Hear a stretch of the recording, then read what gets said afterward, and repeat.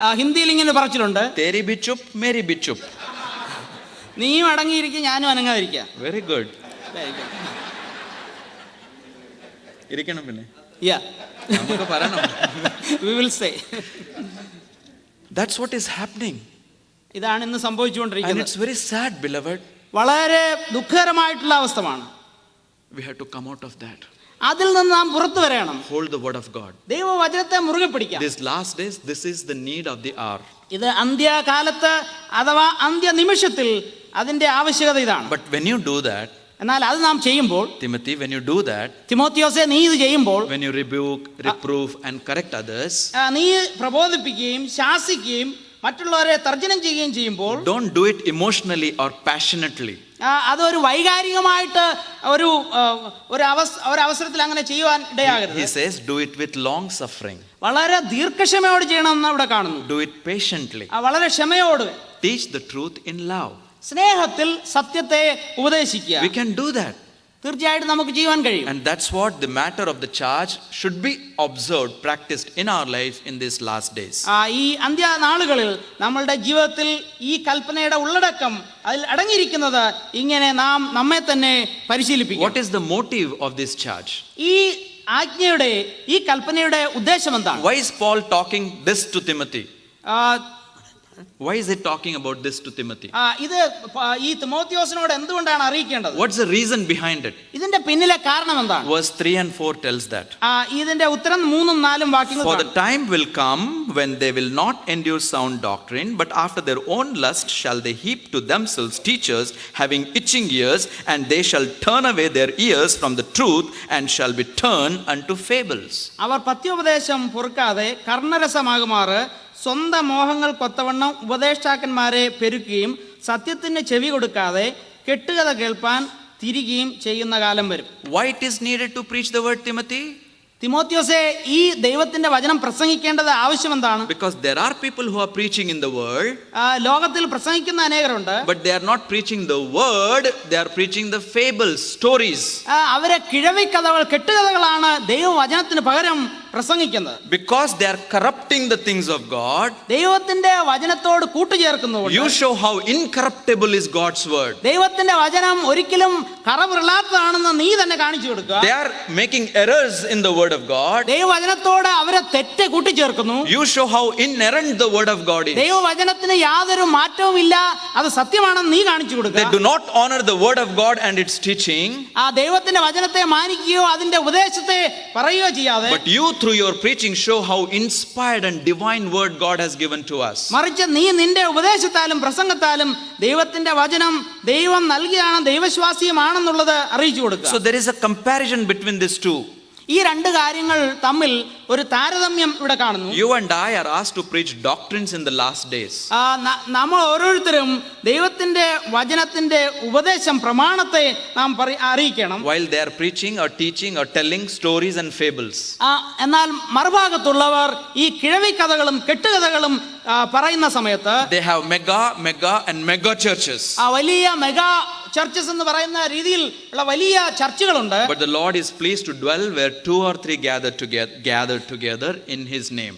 എന്നാൽ കർത്താവ് പ്രസാദിക്കുന്നത് അവന്റെ നാമത്തിൽ 2 3 പേർ എവിടെ കൂടുന്നോ അവരുടെ മധ്യത്തിൽ ആയിരിക്കാനാണ്.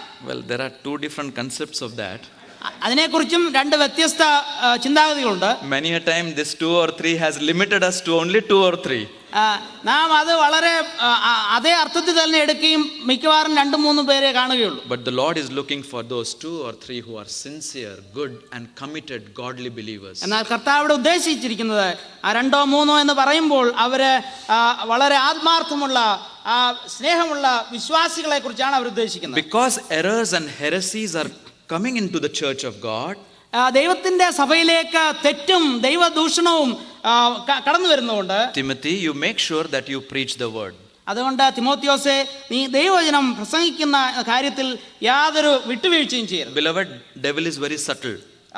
പ്രിയമുള്ളവരെ, പൈശാചികൻ സാത്താൻ വളരെ ബുദ്ധിയോടെ സൂക്ഷ്മതയോടെ അവൻ പ്രവർത്തിക്കുന്നു. And we all know how subtle he is. അവൻ എന്തുമാത്രം കൂർമ്മ ബുദ്ധിയോടെ പ്രവർത്തിക്കും How നമുക്കറിയാം. secretly the wrong teachings and doctrines are entering into the local assemblies these days.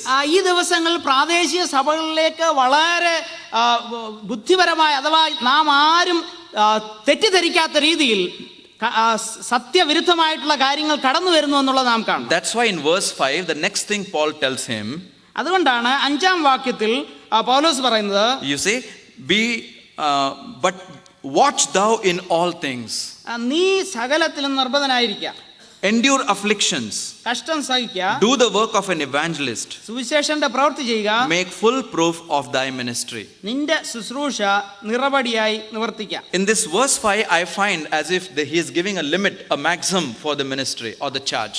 ശുശ്രൂഷയെക്കുറിച്ചുള്ള അതിന്റെ ആത്യന്തിക നിലയെക്കുറിച്ച് ഇവിടെ പൗലോസ് പറയുന്നതായിട്ട് ഞാൻ മനസ്സിലാക്കുന്നു. He says, make full proof of thy ministry. നിന്റെ ശുശ്രൂഷയെ പൂർണ്ണമായിട്ട് അത് കാണിച്ചു കൊടുക്കുക, തെളിയിക്കുക. Let there be no pilferation, no entering, no pricking inside this ministry. ഈ ശുശ്രൂഷയെക്കുറിച്ചുള്ള അതിനെക്കുറിച്ച് പറയുമ്പോൾ മറ്റ് യാതൊരു കാര്യവും അതിനെ വിഘ്നം ചെയ്യുന്ന, അതിനെ ബാധിക്കുന്നതിനിടയാക്കരുത്. How we need that we, our Christian lives and we, our Christian families, we, our Christian assemblies be insulated from all these things. നാം ക്രിസ്തീയ മണ്ഡലത്തിലെ ഭവനത്തിലെ നമ്മുടെ ക്രിസ്തീയ സഭയിലെ പ്രാദേശിക സഭയിൽ എന്തുമാത്രം നമ്മെ തന്നെ സൂക്ഷിക്കണം, പുറത്തുനിന്നുള്ള ദുരുപദേശം കടക്കാതെ ശ്രദ്ധിക്കണം എന്നുള്ളതാണ്. There he says, watch thou in all things. എല്ലാ കാര്യങ്ങളും നിന്നെ തന്നെ സൂക്ഷിക്കുക. You and I are watchmen of the local assemblies. നാം ഓരോരുത്തരും പ്രാദേശിക സഭയുടെ കാവൽക്കാരാണ്. Watchmen of our own families. നമ്മുടെ സ്വന്തം ഭവനങ്ങളുടെ കാവൽക്കാരാണ്. In this last days, you and I need to God to be watchmen, having our ears and eyes open. ഈ അന്ത്യ നിമിഷങ്ങളിൽ കാലത്ത് ജീവിക്കുമ്പോൾ നമ്മളുടെ ചെവികളും നമ്മളുടെ കണ്ണുകളും വളരെ സൂക്ഷ്മത കൂർമ്മതയോടുകൂടി ശ്രദ്ധിക്കേണ്ടിയിരിക്കുന്നു. Father should know where the son is going. പിതാവ് തന്റെ മകൻ എവിടെ ആയിരിക്കുന്നു എന്ന് എപ്പോഴും അറിയണം. Mother should know who are the friends of my daughter. എന്നാൽ മാതാവ് തന്റെ പെൺകുട്ടികളുടെ കൂട്ടുകാരാണൊക്കെയാണെന്ന് മനസ്സിലാക്കണം. We should be aware of their movements, their friends and various other activities that they are involved in. ഈ നമ്മളുടെ കുഞ്ഞുങ്ങൾ ആയിരിക്കുന്നതായിട്ടുള്ള ഇടപാടുകളും അവരുടെ അവസ്ഥയും ഏത് സമയത്തും അതിനെക്കുറിച്ച് ജാഗരൂകരായിരിക്കണം. We need to be watchful elders and responsible brethren in the assemblies. മൂപ്പന്മാരും സഭയിലെ ഉത്തരവാദിത്തമുള്ള സഹോദരന്മാരും വളരെയധികം സൂക്ഷ്മതയോടുകൂടെ ഇതിനെക്കുറിച്ച് സൂക്ഷിക്കണം. Who is coming in the assembly? സഭയിലേക്ക് ആരാണ് കടന്നു വരുന്നത്? What's his background? തന്റെ അവസ്ഥ എന്താ? തന്റെ പിന്നിലെ ബാക്ക്ഗ്രൗണ്ട് എന്താണ്? How is his family life? തന്റെ കുടുംബജീവിതം എങ്ങനെയാണ്? Before you welcome him, can you do that? നാം അവനെ ഒരു ഗസ്റ്റിനെ സ്വീകരിക്കുന്നതിന് മുമ്പ് ഈ കാര്യങ്ങളൊക്കെയും ഒന്ന് ശ്രദ്ധിക്കാം. Even before you read any notice that comes by mail to your home, നിങ്ങളുടെ വീട്ടിലേക്ക് മെയിലിൽ ഒരു കാര്യങ്ങൾ അറിയിച്ചു തരുന്നത്, whether that is applicable to be read in the assembly, ആ വീട്ടിൽ വെച്ച് തന്നെ ഇത് സഭയിൽ വായിക്കുവാൻ ഉതകുന്നതാണോ എന്ന് ഒന്ന് ശ്രദ്ധിക്കണം. it's all to be thought after. ഇത് വളരെയധികം ശ്രദ്ധിച്ച് ചിന്തിച്ചതിന് ശേഷം ചെയ്യേണ്ട കാര്യം. Timothy, make full proof of thy ministry. തിമോത്തിയോസേ, നിന്റെ ശുശ്രൂഷ വളരെ യാതൊരു മായവും ചേർക്കാത്തതാണെന്നുള്ള പൂർണ്ണമാണെന്നുള്ള ഉറപ്പ് വരുത്തുക. In the same verse 5 he tells how he can make the ministry full proof. യാതൊരു തെറ്റും ചേരാത്തതാണെന്ന് എങ്ങനെ ഉറപ്പ് വരുത്തുവാൻ കഴിയും എന്ന് 5-ാം വാക്യത്തിൽ കാണും. First of all, by being watchful. ഒന്നാമതായിട്ട് സൂക്ഷിക്കുക. Secondly, by expecting afflictions. രണ്ടാമതായിട്ട് കഷ്ടം പ്രതീക്ഷിക്കുക, കഷ്ടം സഹിക്കുക. Thirdly, by enduring afflictions. അതുപോലെ തന്നെ വീണ്ടും അതായത് കഷ്ടം സഹിക്കുക. And fourthly, by doing the work of an evangelist. നാലാമതായിട്ട് സുവിശേഷകന്റെ പ്രവൃത്തി ചെയ്യുക. Don't be perplexed when some afflictions come in your life. നിങ്ങളുടെ ജീവിതത്തിലെ ചില പ്രയാസങ്ങൾ, കഷ്ടങ്ങൾ നേരിടുമ്പോൾ അതിൽ നിങ്ങൾ താറുമാറായി പോകരുത്. If you leave the truth, if you preach the truth, afflictions are for sure. നാം ഈ സത്യത്തിൽ ജീവിക്കുകയും സത്യത്തെ പ്രസംഗിക്കുകയും ചെയ്യുന്നു എങ്കിൽ തീർച്ചയായിട്ടും കഷ്ടം നമ്മളുടെ ഭാഗമാണ്. When you live a compromised life in this compromised world, ഈ ഒരു അനുരഞ്ജനത്തിൽ കൂടെ പോകുന്ന ഈ ലോകത്തിൽ അങ്ങനെയുള്ള അവരോട് ചേർന്നുള്ള ഒരു ജീവിതം ചെയ്യുന്നുവെങ്കിൽ, you will not know what Paul is talking to Timothy about here. ഇവിടെ പൗലോസ് തിമോത്തിയോസിനോട് അറിയിച്ചു കൊടുക്കുന്നത് എന്താണെന്ന് നാം മനസ്സിലാക്കാൻ കഴിയില്ല. But while you and I live godly life in this ungodly world, ഞാനും നിങ്ങളും ഈ ദൈവരഹിതമായ ദൈവമില്ലാത്ത ലോകത്തിൽ ദൈവമക്കളായി ജീവിക്കുമ്പോൾ we will have afflictions. തീർച്ചയായിട്ടും നമുക്ക് കഷ്ടം ഉണ്ടാകും. When we say no to what they say yes. പുറത്തുള്ളവർ അത് ഉവ്വ് എന്ന് പറയുമ്പോൾ, അത് സ്വീകരിക്കുമ്പോൾ നാം വേണ്ട എന്ന് വെക്കും. We will have problem. അങ്ങനെ നാം അതിനെ തിരസ്കരിക്കുമ്പോൾ നാം പ്രശ്നത്തെ അഭിമുഖീകരിക്കും. Are you ready to face that?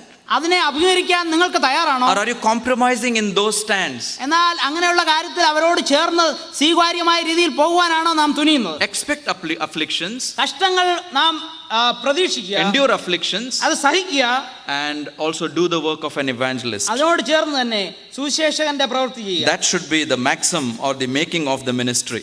അതാണ് ശുശ്രൂഷയെ കുറിച്ച് നാം ഒരുക്കേണ്ടതായിട്ടുള്ള കാര്യം. Look at the next one. അടുത്തതായിട്ട് In verse 6 to 8, you have the mandate of the man giving this charge. ഈ വ്യക്തി, ഈ പൗലോസ് പറയുന്നതായിട്ടുള്ള തന്റെ അവസ്ഥയെക്കുറിച്ച് നാം അവിടെ കാണുന്നു. This verses 6 to 8 are my favorable words. 6 തൊട്ട് 8 വരെയുള്ള വാക്യങ്ങൾ എനിക്ക് വളരെ പ്രിയപ്പെട്ട വാക്യങ്ങളാണ്. That itself could be an hour message. ഒരു മണിക്കൂർ നേരത്തേക്ക് പ്രസംഗിക്കുവാൻ ഉതകുന്ന കാര്യം അതിലുണ്ട്. But as he gives the mandate to this man, Timothy, തിമോത്തിയോസിനെ പൗലോസ് എന്ന വ്യക്തി ഈ കാര്യങ്ങൾ, ഈ ആജ്ഞകൾ നൽകി കൊടുക്കുമ്പോൾ, if you look at these 3 verses 6, 7 and 8, he talks about his past, his present, his future. ഈ 6, 7, 8 വാക്യങ്ങളിൽ പൗലോസ് തന്റെ കഴിഞ്ഞകാല ജീവിതത്തിലെയും വർത്തമാനകാല ജീവിതത്തിലെയും ഭാവിയെക്കുറിച്ചും അവിടെ പ്രസ്താവിക്കുന്നു. A man of God should be always mindful about his past, his present, his future. ഒരു ദൈവ പൈതൽ, ഒരു ദൈവ മകനെ സംബന്ധിച്ച് തന്റെ ഭൂതകാല ജീവിതത്തെക്കുറിച്ചും തന്റെ വർത്തമാനകാല ജീവിതത്തെക്കുറിച്ചും ഭാവിയെക്കുറിച്ചും എപ്പോഴും അവൻ ഓർക്കണം. But when Paul talks about his past, present, future, എന്നാൽ പൗലോസ് തന്റെ കഴിഞ്ഞകാല ജീവിതത്തെക്കുറിച്ചും ഇപ്പോഴത്തെ അവസ്ഥയെക്കുറിച്ചും ഭാവിയെക്കുറിച്ചും പറയുമ്പോൾ, he does it all in a way that showing his great pleasure in it. അതൊക്കെയും പറയുമ്പോൾ അതിലുള്ള അവന്റെ വലിയ സന്തോഷം ആണ് അവിടെ പ്രകടിപ്പിക്കുന്നത്. Verse 6, for example, now he is about to depart. He is talking about his death. 6-ാം വാക്യത്തിൽ താൻ ഇവിടെ നിന്ന് കടന്നു പോകുന്നു, അഥവാ തന്റെ മരണത്തെക്കുറിച്ചാണ് അവിടെ പറയുന്നത്. But he is talking with all pleasure. എന്നാൽ മരണത്തെക്കുറിച്ച് പറയുമ്പോൾ തന്നെ വളരെ സന്തോഷകരമായ രീതിയിൽ ആണ് അവൻ പറയുന്നത്. Verse 7, he is talking about his past. 7-ാമത്തെ വാക്യത്തിൽ തന്റെ കഴിഞ്ഞുപോയ കാലത്തെക്കുറിച്ച് പറയുന്നു. And he talks about it with all pleasure. അതും വളരെ സന്തോഷത്തോടു കൂടിയാണ് അവൻ ഓർപ്പിക്കുന്നത്. And verse 8 again, he is anticipating the future. 8-ാം വാക്യത്തിൽ അവന്റെ ഭാവി പ്രതീക്ഷയെക്കുറിച്ച് അവിടെ കാണുന്നു. And that also he does with the pleasure. അതും വളരെ സന്തോഷത്തോടു കൂടെ അവൻ പ്രതീക്ഷിക്കുന്നു. Man of God, women of God, in this ungodly world, can you count it pleasure to live for God with the past, present or future? ഒരു ദൈവ പൈതൽ, ഒരു ദൈവ മകൻ, ഒരു ദൈവ മകൾ എന്നുള്ള നിലയിൽ ഓർക്കുമ്പോൾ, ഈ ലോകത്തിൽ അന്ത്യകാലത്ത് ജീവിക്കുമ്പോൾ ഈ 3 കാലങ്ങളിലും സന്തോഷത്തോടുകൂടെ ഓർക്കുവാൻ കഴിയുമോ? If you look at verse 6 for example, ഒന്നാമതായിട്ട് 6-ാം വാക്യം, for I am now ready to be offered and the time of my departure is at hand. ഞാനോ ഇപ്പോൾ തന്നെ പാനീയ യാഗമായി ഒഴിക്കപ്പെടുന്നു, എന്റെ നിര്യാണകാലവും അടുത്തിരിക്കുന്നു. He's talking about his present and the impending death before him.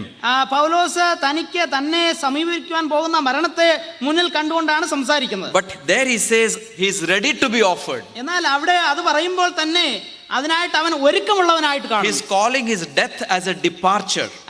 മരണത്തെ ഒരു ഇവിടെ നിന്ന് മടങ്ങി പോകുക എന്നുള്ള രീതിയിൽ കാണുന്നു. While he knows it was not just an ordinary death, it was going to be a martyrdom for him. കാരണം അവൻ അറിയാം അവനെ സ്വന്തമായിട്ട് അവന്റെ ജീവിതത്തെ ബലി കഴിക്കുവാനായിട്ടാ പോകുന്നത്. The soldiers are already waiting. ഈ പടയാളികളൊക്കെയും അതിനുവേണ്ടി അവർ ഒരുങ്ങി നിൽക്കുന്നു. After a while they are going to drag him. അല്പസമയത്തിന് ശേഷം തന്നെ വലിച്ചിഴിച്ചുകൊണ്ട് അവർ പോകും. They are going to put his neck on that platform. ആ പ്ലാറ്റ്ഫോമിലേക്ക് അവന്റെ കഴുത്ത് അവിടെ ഏൽപ്പിച്ചു കൊടുക്കും. And they are going to slaughter him. അവനെ അവിടെ കുരുതി കഴിക്കുവാൻ പോവുകയാണ്. Fierce death was before him. അവന്റെ മുന്നിൽ വലിയ ഭീകര മരണമാണ് വരുന്നത്. But what is he talking about it? എന്നാൽ ഇവിടെ എങ്ങനെയാണ് പൗലോസ് പറയുന്നത്? I am ready to be offered. ഞാൻ ഇവിടെ അർപ്പിക്കപ്പെടുവാൻ ഒരുങ്ങിയിരിക്കുന്നു. As if he is referring his life unto death as an offering to God. അതായത് തന്റെ മരണം തന്നെ ദൈവത്തിന് ഒരു യാഗമായിട്ട് കഴിയിക്കുന്നു എന്ന രീതിയിൽ അവൻ കാണുന്നു. In the Old Testament we have the drink offering. അവിടെ പാനീയ യാഗത്തെക്കുറിച്ച് പഴയ നിയമത്തിൽ കാണുന്നു. So he is referring probably to that. ഒരുപക്ഷേ പൗലോസ് ഈ യാഗത്തെ ഓർത്തുകൊണ്ടായിരിക്കാം ഇങ്ങനെ പറയുന്നത്. That even at that death time, the pinnacle of death, my life will be a sweet smelling savor unto God. എന്നാൽ അവിടെ പൗലോസിനെ സംബന്ധിച്ച് മരണത്തിന്റെ മൂർധന്യാവസ്ഥയിൽ അതിന്റെ ഉച്ചകോടിയിൽ എത്തുമ്പോഴും അതൊരു പാനീയ യാഗമായിട്ട് അവൻ കാണുന്നു. Notice again about his death, he is talking as departure. ഒരു മടക്ക യാത്ര എന്നുള്ള രീതിയിലാണ് തന്റെ മരണത്തെക്കുറിച്ച് പൗലോസ് That പ്രസ്താവിക്കുന്നത്. word departure is very important word. അത് മടക്കയാത്ര എന്ന് പറയുമ്പോൾ വളരെ പ്രാധാന്യം ഉള്ള വാക്കാണ്. First of all, it's a prisoner's word.